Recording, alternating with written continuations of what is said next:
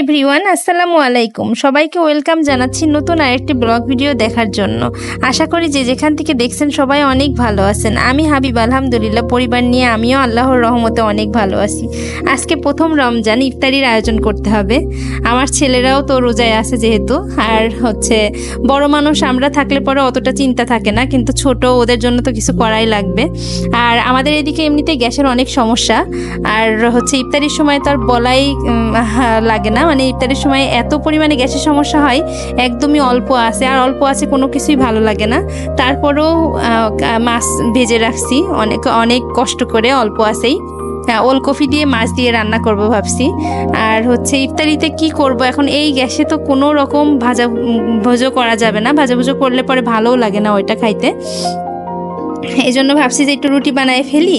রুটি বানাইলে পরে একটু সুজির হালুয়াটা রান্না করতে বেশি সময় লাগবে না, এই জন্য চিন্তা করলাম তাহলে পরে সুজির হালুয়াটা রান্না করি আর রুটি বানাই।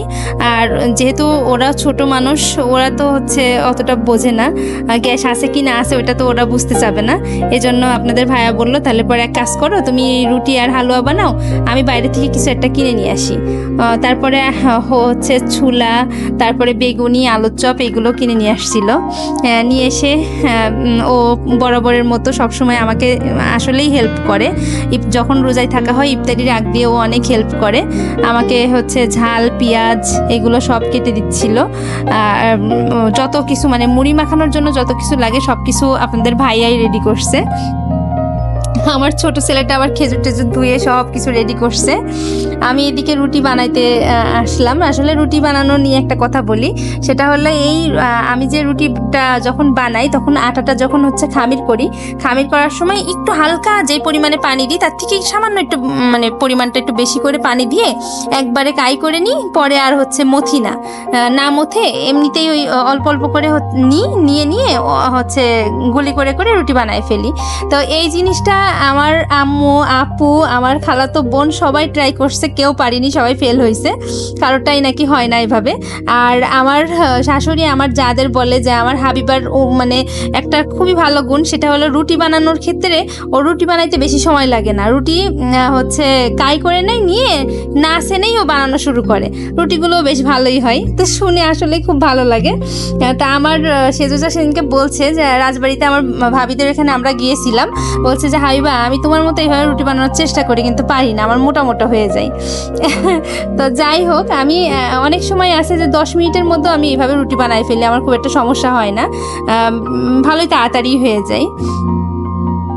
রুটি তো বলে ফেললাম, এখন সেকতে এসে জানে না সত্যি আমার এত পরিমাণে খারাপ লাগছে, কান্না লাগছে যে আমার সিলিন্ডার আছে কিন্তু আমি সিলিন্ডারটা ভরতে পারি না একটা কারণে।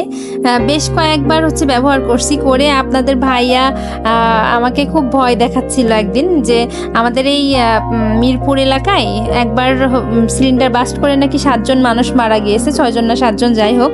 তো তারপর থেকেও আমাকে বলার পরে আমি খুব ভয় পাই যে স্বামীর অবাধ্য হয়ে দেখা যাচ্ছে করলাম, আল্লাহ তাতে নাখোশ হতে পারে। এই জন্য আমি ভয়ের জ্বালায় আর উপরেই তুলে রাখছি, একদম ওইটা নামাই না। হ্যাঁ, এদিকে প্রেশার কুকারে দিয়েছি তরকারি। প্রেশার কুকারের তরকারিটা আসলে খাইতে ভালো লাগে না, কিন্তু কিছু করার নাই। সুন্দর করে ডেকোরেশন করে যে ভিডিওটা করব ইফতারির সময়, আসলে ওটা করা হয়নি। আমার এমনিতে গ্যাসের সমস্যার কারণে তো রুটি সেকতেই আরও আজানের সময় হয়ে গেছে, তারপরে হালুয়াটা তাড়াতাড়ি করে তৈরি করে ফেলছি। ওরাও এদিকে সবাই বসে পড়ছে, আর এখন ইফতারি শুরু করবো ইনশাল্লাহ। ঈদের কিছু সামান্য কেনাকাটা করা হয়েছে, আমার ছেলেদের এখনও সব কিছু কেনা হয়নি। ওদের শুধু স্যান্ডেলটা কেনা হয়েছে আর 2টা গেঞ্জি কেনা হয়েছে, আরও অনেকগুলো গেঞ্জি কিনতে হবে, তারপর প্যান্ট কিনতে হবে। আর আমার জন্য শুধু একটা 3 পিস নিয়েছি। আমি আসলে বাইরে থেকে 3 পিস নিই না, আমাদের বাসার পাশে একটা আপু 3 পিস সেল করে, তো ওনার রিজনেবল প্রাইসের মধ্যে এত সুন্দর সুন্দর কালেকশন আনে। 3টা 3 পিস আনছিল, 3টা 3 পিসের মধ্যে আমি একটা চয়েস করছি, আরও কয়েকটা আনলে আমি তার ভিতর থেকে আরও 2টা অথবা 3টা নেব। তো যাই হোক, আজকে অনেক কথা বলে ফেললাম, কথার মধ্যে ভুল ত্রুটি হলে অবশ্যই ক্ষমাসুলভ দৃষ্টিতে দেখবেন।